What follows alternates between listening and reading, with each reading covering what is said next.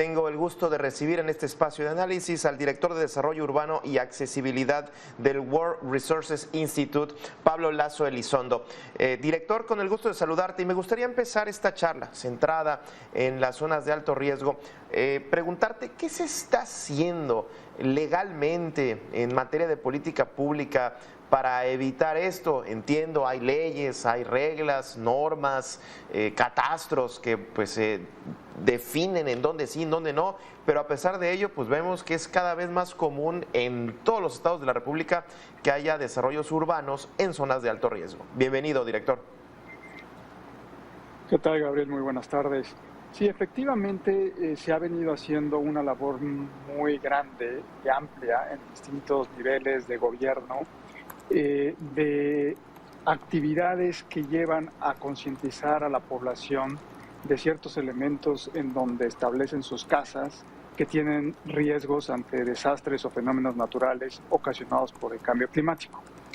Lamentablemente, muchos de estos cambios de entendimiento del nivel de riesgo, pues en la naturaleza humana llevan mucho tiempo para calar en la gente y entender realmente que lo que se está exponiendo ahí es la vida de tus seres queridos, de tus casas, de tus propiedades, por estar en donde no tienes la elección de estar, sino es lo único a lo que has podido acceder en términos de dónde establecer tu casa o tu vivienda. Entonces, por más leyes y más planos reguladores que se actúen, lo fundamental es comenzar este proceso preventivo de protección ante los riesgos que ocasiona el cambio climático y al mismo tiempo hacer muchas campañas de concientización de por qué se está en riesgo. Si no, la gente no la va a entender y va a seguir buscando estas áreas para establecer su vivienda, que no es una elección, es por donde llegan y por donde tienen el acceso, y eso ocasiona que vivan en zonas de riesgo. Me quedo con esto último que dices. ¿En qué punto estamos como sociedad que la gente no puede tener esa elección, ¿no? Me deja como frío esto que comentas, que la vulnerabilidad lleva a las personas a este grado de ni siquiera poder pues elegir o tener la elección, poder decidir, no, ahí sí, ahí no, porque ahí se inunda. O sea, llegan ahí porque no hay de otra, ¿no? Exactamente. Es un proceso que lleva mucho tiempo y que revertirlo también lleva mucho tiempo, pero tiene esa fundamento de que no tienen la elección de poder ir a un lugar en donde no existe ese riesgo, o por lo menos el riesgo está mucho más controlado. Ahora bien, las autoridades ciertamente tendrían que tomar una nueva perspectiva hacia el futuro, porque la gente va a seguir llegando a estas zonas de riesgo. Es decir, estas migraciones que vemos ocasionadas por fuentes de oportunidad de trabajo o temas climáticos van a seguir acrecentando y aumentando este tipo de efectos de migraciones, y la gente con muy pocos recursos va a localizar sus viviendas en áreas que están expuestas a este tipo de riesgos. No todos, pero sí una gran mayoría. Y mientras que las autoridades no tengan mecanismos para no permitir eso, los riesgos de perder vidas humanas van a seguir en aumento, desgraciadamente. Déjame preguntarte esto que comentas hacia futuro. ¿Cuál es la tendencia, hablando del desarrollo urbano hacia futuro, teniendo en cuenta que obviamente el ideal es respetar la naturaleza, respetar los recursos naturales, el agua, llevar la generación de energía? Entiendo, es el ideal. Obviamente, pues tampoco es ponernos en riesgo, pero ¿hacia dónde se está yendo la tendencia de urbanizar la tierra? He leído mucho sobre los desarrollos hacia arriba, las verticales. ¿Hacia allá vamos o qué tipo de tendencia se está dando? Desgraciadamente la tendencia es la que indicas, es decir, la gente que llega a las zonas conurbadas, a los anillos conurbados de nuestras grandes ciudades o zonas metropolitanas, busca ubicar su vivienda en estas zonas que son de muy difícil acceso o que están en las cuencas de arroyos que cuando llueve mucho pues llevan mucha agua y suceden esas inundaciones de las que ya hemos visto y tenido recuentos recientemente. Entonces, mientras que no haya una política muy clara de restricción a que esta gente llegue ahí y darles una oportunidad de localizarse en otras partes con otro tipo de medidas, esto va a seguir ocurriendo. Ahora bien, es importante señalar que también tiene que haber un cambio importante en la mentalidad de cómo se abordan estos desastres que desafortunadamente a veces suceden. En vez de tener esta visión reactiva de sucede el deslave, sucede la precipitación tremenda que ocasiona, por ejemplo, el desbordamiento del río Tula en Hidalgo el año pasado, tiene que tomarse una política preventiva, decir qué vamos a hacer de aquí adelante, porque eso es lo que va a seguir sucediendo inevitablemente por el cambio climático y desafortunadamente hay gente que ya está viviendo en zonas de alto riesgo. Fíjate qué interesante. Y sobre todo aquí, hablando de desarrollos, pues ahí están. A mí lo que me llama la atención es que cuando hablamos de buscar culpables, pues sí se señalan, hay pues una infinidad de notas periodísticas que dan cuenta de ese tipo de corrupción, pero me llama la atención que de pronto se vuelve un embrollo burocrático, los casos, las denuncias, y pues no, de pronto no hay culpables, o sea, no hay un culpable directo, un empresario, una autoridad. Y aquí me gustaría preguntarte cuál es la responsabilidad, hablando de autoridades, que tienen los municipios. De pronto siento, o mi percepción es que los regidores en un cabildo tienen una responsabilidad altísima en este tema de los desarrollos urbanos en los municipios del país, maestro. Así es.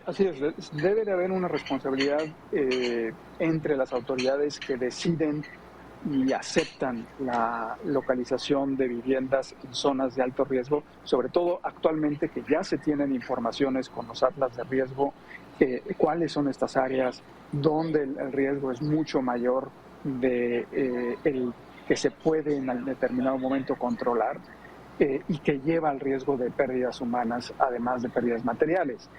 Ahora, lo importante también es entender que hay que saber que el problema que se vive con esto a veces es de gente que no tiene, como insisto, no tiene otra opción, que está buscando subsistencia, está buscando un empleo y por eso es que tiene que ubicarse en esta zona de alto riesgo. Y es también, entonces, bien importante por parte de las autoridades dotar de educación y de concientización del alto riesgo y exposición a perder la vida que existe cuando alguien toma esa decisión. Eso también es muy importante tomar en cuenta. Claro.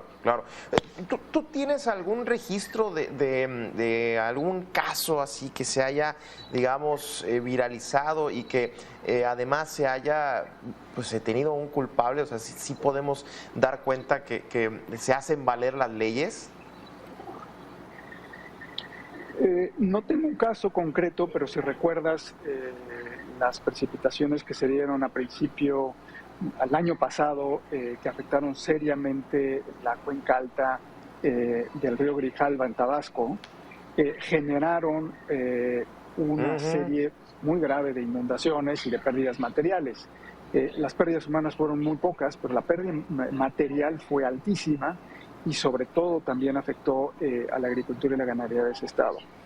Y esto tiene conexión con dos fenómenos: el fenómeno del cambio climático, que ocasiona estas precipitaciones y fenómenos meteorológicos cada vez mucho más extremos, más inestables, difíciles de estar completamente prevenidos, pero también por un proceso de deforestación, de que tú eliminas una masa forestal importante en la cuenca alta de estos ríos, que con el paso del tiempo genera una erosión en el suelo y entonces el agua cuando cae baja con una velocidad impresionante y se lleva a su paso una gran cantidad de vivienda y gran cantidad de suelo agrícola aguas abajo. Entonces el efecto de la deforestación en gran escala ocasiona también estos problemas de inundación y de riesgos ante lo que vimos en Tabasco el año pasado.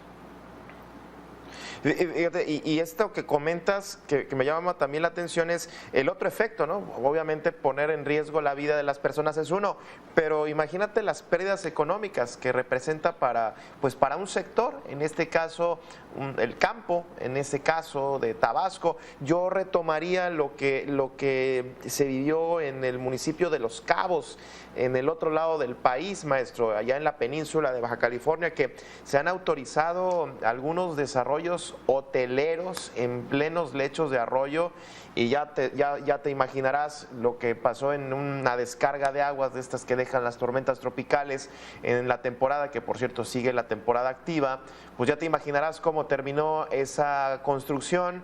Se vino el arroyo bajando y pues completamente bajo el lodo quedó ese edificio, esa construcción quedó completamente parada. Y aquí vuelvo a lo mismo, ¿no? ¿Quién autorizó? ¿Qué cabildo autorizó ese cambio de uso de suelo? Que de pronto ese trámite, qué importante es, ¿no, maestro? Es importantísimo y aparte acarrea una responsabilidad, como lo acabas de indicar, altísima, ¿no? O sea, tú tienes que estar seguro al ser el representante de la autoridad local que ofrece estos cambios, como mencionas, tienes que tener el conocimiento y toda la evidencia de lo que se puede hacer o no se puede hacer y no se debe hacer en estas áreas de riesgo.